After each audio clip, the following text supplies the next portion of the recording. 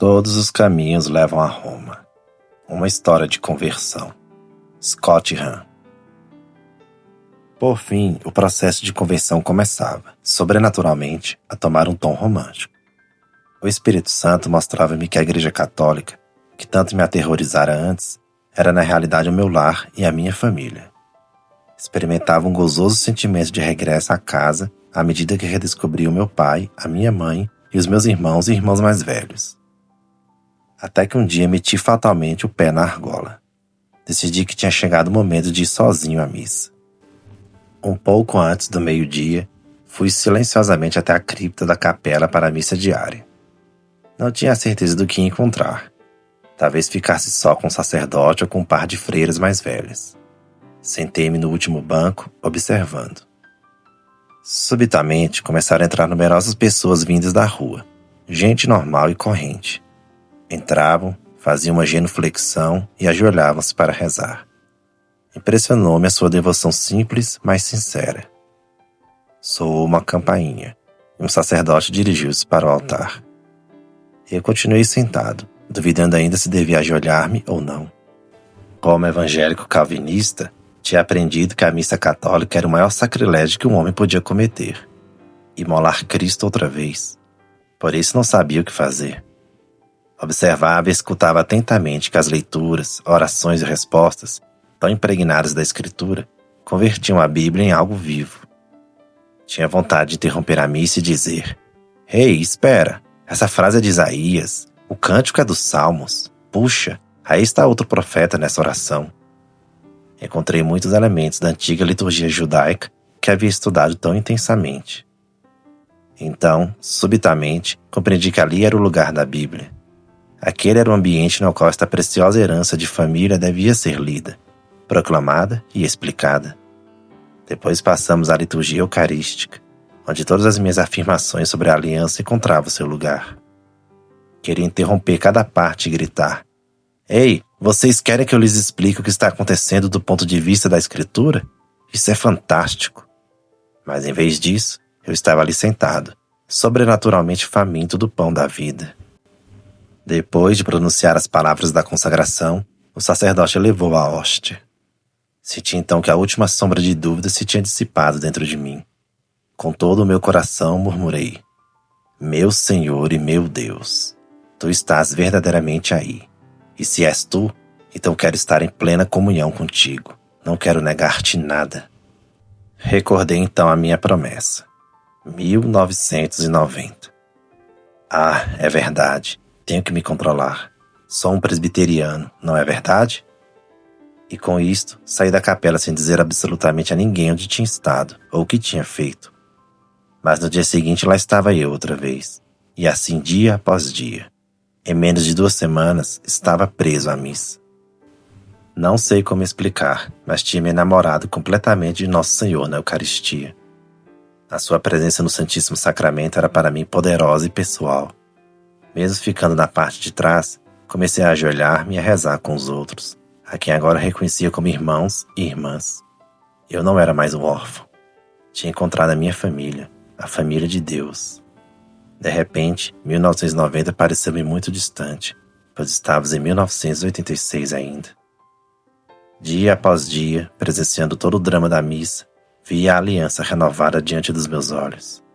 Sabia que Cristo queria que eu o recebesse com fé, não só espiritualmente no meu coração, mas também fisicamente, sobre a língua, na garganta e dentro de todo o meu corpo e alma. Era este o sentido da encarnação.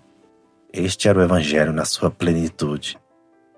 Todos os dias, depois da missa, dedicava entre meia hora e 1 hora a rezar o rosário. Senti que o Senhor derramava o seu poder através da sua mãe diante do Santíssimo Sacramento. E suplicava-lhe que abrisse o meu coração e me manifestasse a sua vontade. Senhor, é a tua chamada sobrenatural ou me encontro simplesmente preso numa espécie de fuga intelectual? As coisas começaram a precipitar-se. 2 semanas antes da Páscoa de 1986, Jerry telefonou-me para nos anunciar que ele e a sua mulher Leslie iriam abraçar o catolicismo durante a vigília pascal. Eu fiquei pasmado. Jerry, não posso acreditar. Pensávamos que você iria impedir que eu me tornasse católico. Não pode chegar antes de mim a Eucaristia. Não me parecia justo. Scott, não quero intrometer-me nas suas razões para esperar, mas a nós o Senhor já nos mostrou o suficiente para nos convencer a converter-nos ao catolicismo neste ano. Dirigi-me então ao Senhor em oração. Senhor, que queres que eu faça? Recordo ter rezado assim e ter pensado. Pergunta a mim mesmo por que é que não te fiz esta pergunta antes, meu Senhor. O que é que tu queres que eu faça? Estava completamente desconcertado quando, para minha grande surpresa, senti que me respondia. O que é que tu, meu filho, queres fazer? Isso era fácil. Nem sequer precisei pensar duas vezes. Pai, quero voltar para casa. Quero receber-te a ti, Jesus, meu irmão mais velho e Senhor, na Sagrada Eucaristia. E houve como uma suave resposta do Senhor. Eu não estou te detendo, meu filho. Senti-me rejubilar. É impossível descrever. Lembrei-me então que era melhor consultar primeiro a única pessoa que estava ainda realmente procurando deter-me. Desci as escadas à procura de Kimberly e disse-lhe: Kimberly, nem imagino o que Jerry me acaba de dizer. Ele e a Leslie vão unir-se à Igreja Católica na Páscoa, daqui a 2 semanas. Kimberly respondeu com cautela. E o que isso muda as coisas? Atravessava-me com o olhar. Bom, tenho estado rezando e pedindo ao Senhor que me guie. Scott, você falou que não seria antes de 1990, lembra? Prometeu. Não se esquiva agora a sua promessa com pretextos espirituais. Contrariado, tive que admitir que ela tinha razão. Sim, lembro, 1990. Mas desde que comecei a ir diariamente à missa, sinto que Cristo me chama assim na Sagrada Eucaristia. Ouviu em silêncio, com uma expressão de profunda dor estampada no rosto. Kimberly, não sei como explicar, mas tenho receio de ter chegado a um ponto no qual adiar a minha obediência seria desobediência. Você poderia, por favor, rezar para ver como seria possível me libertar dessa promessa? Sentimos nesse momento uma dor que as palavras não podem descrever. Depois de um longo momento de oração em outra sala, ela voltou, abraçou-me e disse-me: Dispenso você da sua promessa, Scott, mas quero que saiba que nunca na minha vida me senti tão profundamente traída e abandonada. Foi muito duro para os dois. Mais tarde, nessa noite, rezei com insistência. Senhor, por que é que me mostras a tua família e ao mesmo tempo me afastas da minha? Para que é que me apresentaste a tua esposa, à igreja, e me arrastaste para longe da minha? Durante esse tempo de oração, o Senhor pareceu dizer-me: Eu não estou te chamando, apesar do teu amor a Kimberly e às crianças, mas precisamente por causa do teu e do meu amor a eles. Scott, você precisa da plenitude da graça na Eucaristia para que eu possa amá-los através de ti. Senhor, tu mesmo não poderias dizer isso a ela? Supliquei. Fui falar com o Monsenhor Brukiewicz, que era então pároco da igreja de São Bernardo. São Bernardo era a paróquia mais ortodoxa e também a mais vital da zona. Tinha a esperança de que pudesse tornar-se um lar espiritual para mim. E não me enganei. Monsenhor Brukiewicz ouviu a minha longa odisseia teológica. Como teólogo bem preparado, podia compreender todo o meu estudo e a minha luta. Fez-me saber que não haveria nenhum obstáculo à minha entrada na Igreja Católica durante a Vigília Pascal. Contudo, como sagaz pastor que era, percebeu que eu precisava também de alguns conselhos práticos.